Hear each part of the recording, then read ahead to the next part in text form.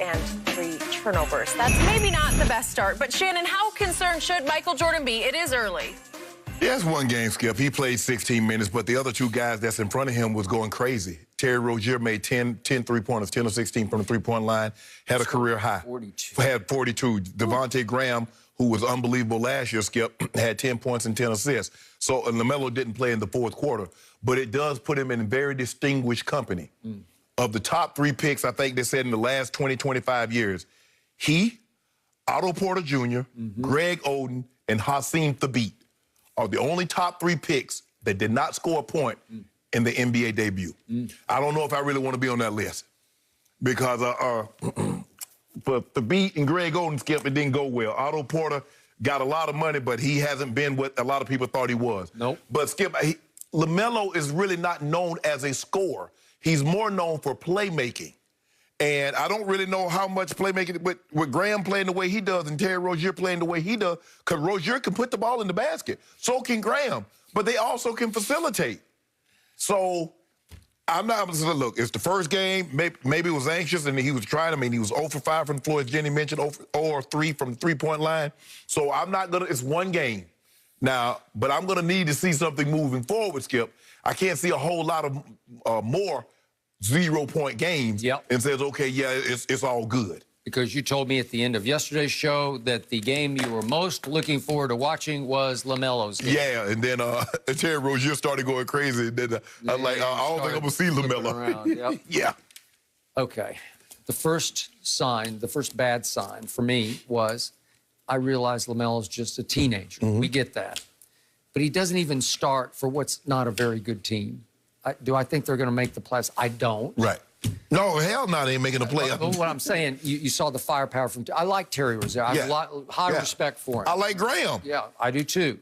And Gordon Hayward, I'm not the biggest fan, but they gave him a lot of money. And he scored 28 last night, but they're not going to sniff the playoffs. Right. So LaMelo doesn't start. And as you point out, he plays a grand total of 16 minutes last night. And while he was on the floor, he looked lost to me. He just, there were a lot of standing in the corner plays where he's like watching Terry Rozier. And they were playing him with Rozier and Devontae Graham. They were playing 3 guards. Well, how much touch is he going to get? Right. How much are you going to have the basketball in his hands? Not a lot. No. So. And I don't know if he's a guy that can play without the ball in his hands. He is the point guard. He's got to be the orchestrator of the offense. For his own offense or for the rest of the guys' offense. You think he's going to be a better passer than his big brother. I don't see that yet. You could be right because I just haven't seen enough of him at this high level. He played in the Australian League. Right. He was horrible from 3 in that league, was under 30%. I think he was 25%. He was 0 for 3 from 3 last night. Didn't even get to the free throw line. I don't know. He had 3 assists, and he did have 2 steals. He can steal the ball like his brother can. But, again,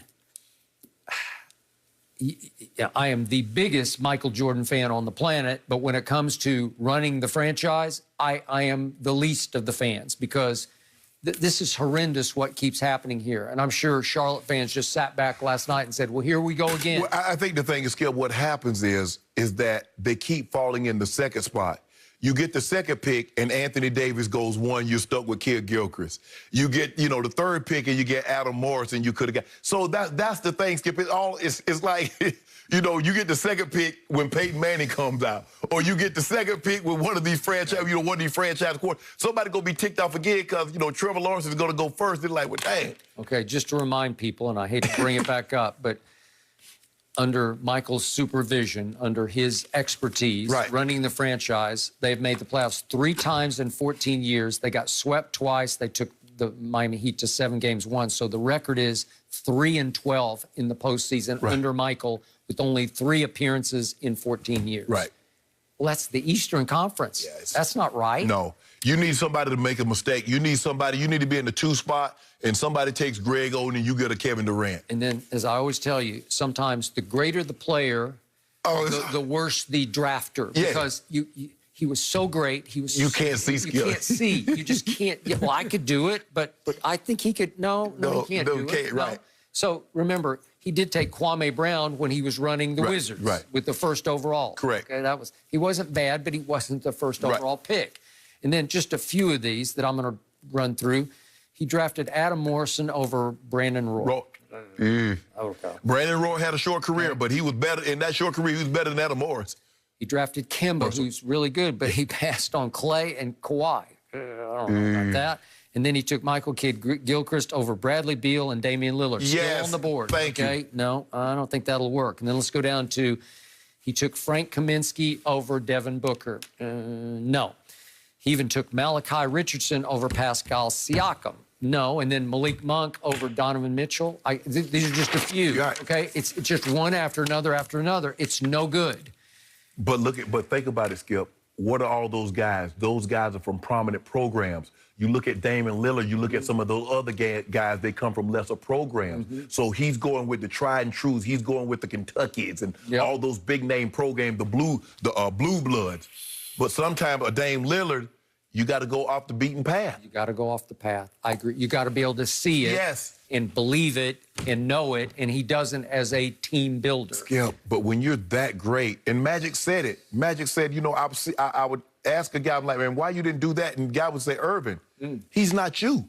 He can't see that. He can't do. That was a gift. You don't get how.